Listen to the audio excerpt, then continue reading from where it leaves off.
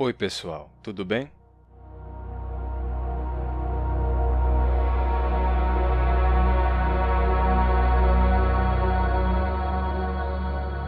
Você já se perguntou por que existem palavras irregulares nos idiomas? Hoje vamos falar especificamente de verbos irregulares, mas ter uma compreensão sobre isso já vai permitir que você entenda o motivo de haver irregularidades em várias palavras de forma geral. Então, por que a gente tem comer, comia, ler, lia, subir, subia, ir, ia, com uma conjugação regular no pretérito imperfeito, mas ter, tinha, vir, vinha.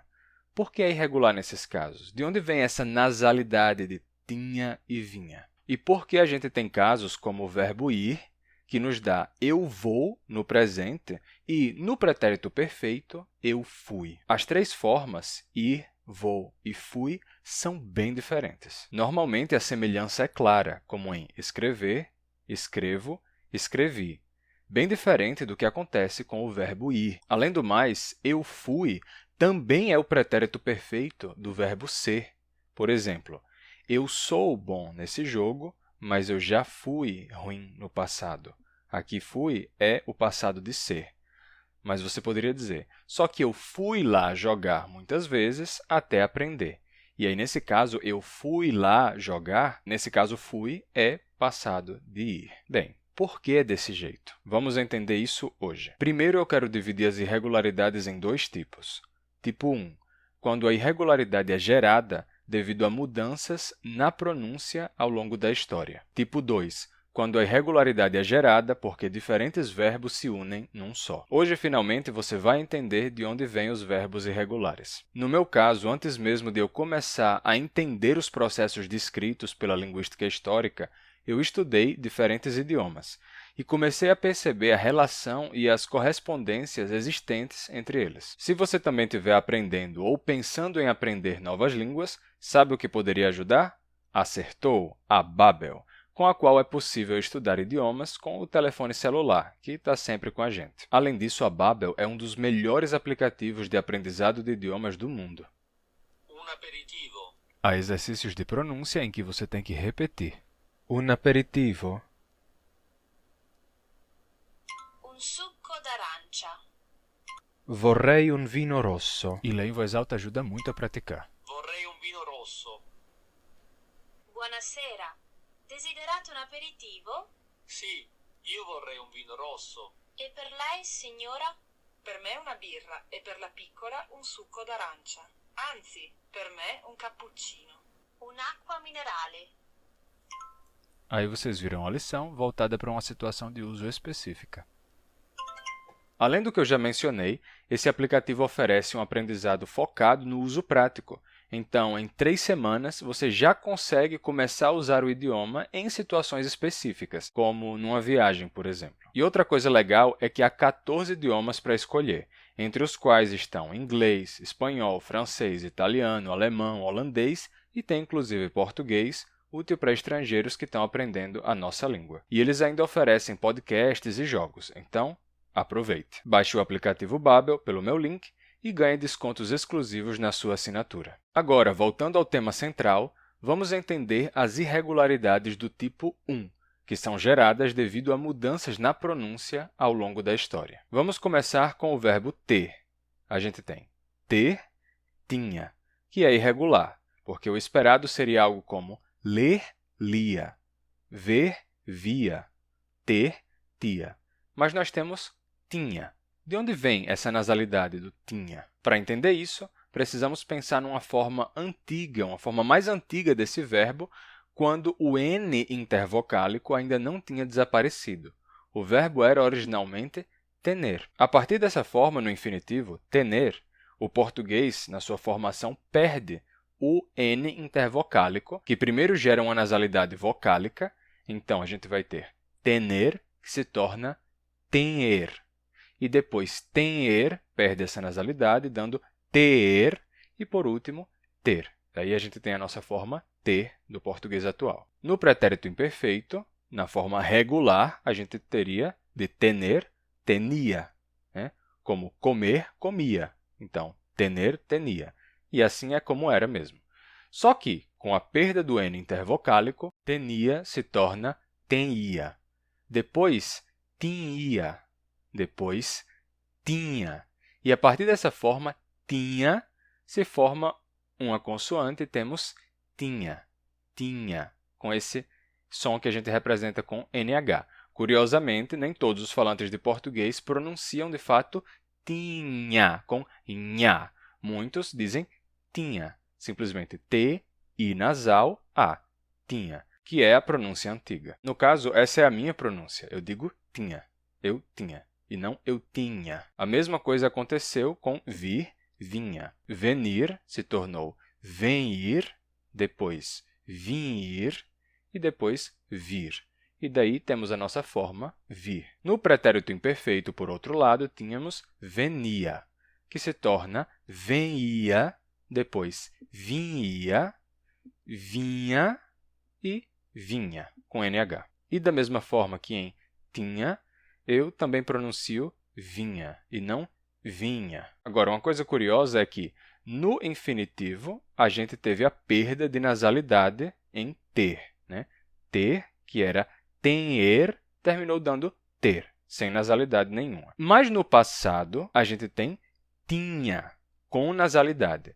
Isso acontece porque o i tem uma tendência maior a conservar a nasalidade, porque é uma vogal em que a língua está muito elevada, i. Isso ajuda a manter a nasalidade. É isso que fez com que palavras como lua perdessem a nasalidade. A gente diz lua, sem nasalidade nenhuma. A palavra era luna e nos deu lua.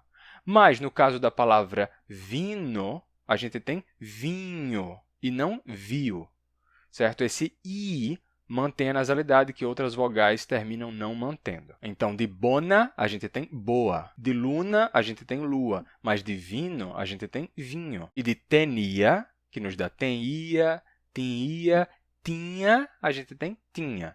A nasalidade se manteve. Acontece que, no infinitivo do verbo vir, não sei se vocês já ouviram, mas muitos falantes de português aqui no Brasil pronunciam o infinitivo não como vir, mas como vim. Ei, você sabe quando é que ele vai vir? Você vai vir hoje? Vim, com essa pronúncia nasal. Por quê? Bem, como vimos, o infinitivo já foi vir, já teve nasalidade. E, apesar de, na forma padrão, a gente ter adotado vir sem nasalidade, ele vai vir, você sabe se ele vai vir hoje? Ainda assim, a forma com nasalidade, a partir desse antigo vir, teria se tornado vim, que você poderia escrever com vi, tio e um R, né, como se fosse vir. Mas como o R final do infinitivo costuma ficar mudo, então fica só vim. Então, o fato desse infinitivo ser com i e ele já ter tido nasalidade no passado faz com que, em alguns falares do português, ele tenha nasalidade até hoje. E as pessoas digam, ele vai vir hoje. Certo? E percebam que isso não é feito com outros verbos. Ninguém diz, você quer ir comigo? Certo? Ninguém fala, você quer ir? Você já vai dormir? Não, é especificamente com vir. Você vai vir comigo? Tá? Claro, não são todos os falantes de português que pronunciam assim, mas essa pronúncia que conserva um elemento arcaico existe em algumas partes do Brasil, inclusive aqui onde eu moro. Bem, mas agora saindo dessas formas irregulares tinha e vinha, eu queria comentar que elas não existem em espanhol.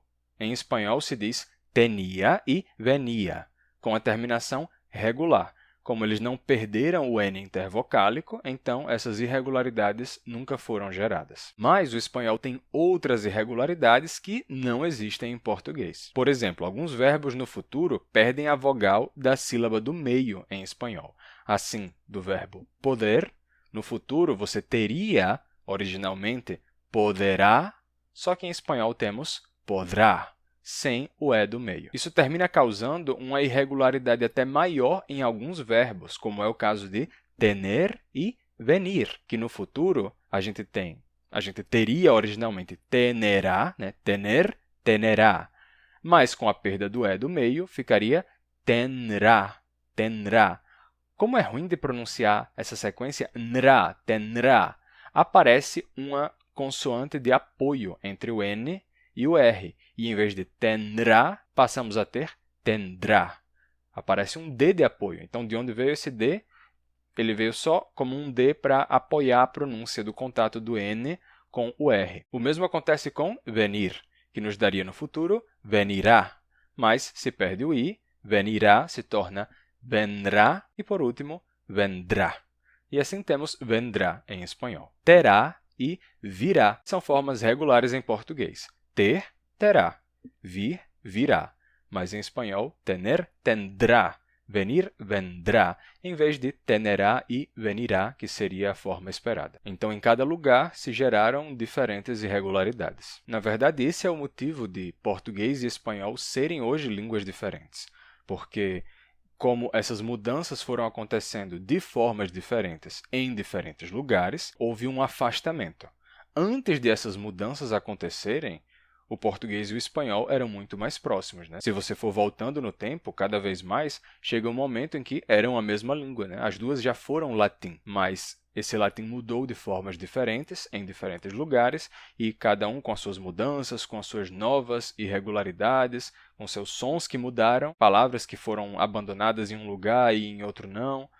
Isso resultou em diferentes idiomas. E é assim que formas irregulares surgem por mudanças de pronúncia. A mudança na pronúncia é inevitável e acontece em português, em espanhol também, como eu mostrei, mas o latim clássico já era cheio dessas coisas também. É algo que está presente na história das línguas. E esse fenômeno é uma fábrica de verbos irregulares. Mas, como eu disse antes, existe outro tipo de verbos irregulares, como é o caso do verbo ir, que tem formas como ir, vai e foi. Se você for investigar quais foram as mudanças de pronúncia que geraram tal variação, vai descobrir que essa não é a causa dessa irregularidade. Mas o fato de a gente ter pegado 3 verbos diferentes e amarrado os 3 juntos.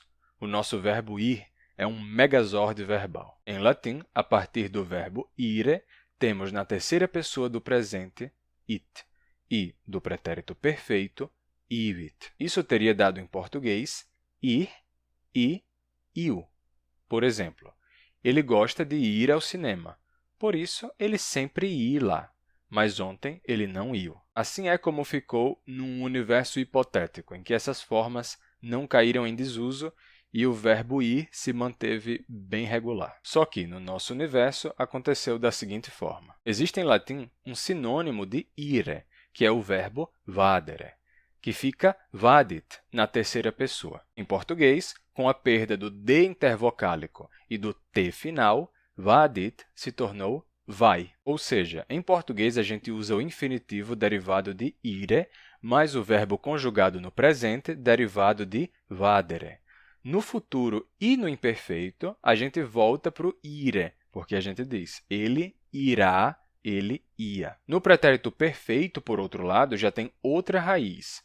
Ele foi, que também é o pretérito perfeito de ser. Ele foi ao cinema, do verbo ir, ele foi um bom professor, do verbo ser. Para entender isso, precisamos entender que foi vem de fuit, do latim. Só que, em latim, fuit era só o passado de ser e estar, mas não de ir.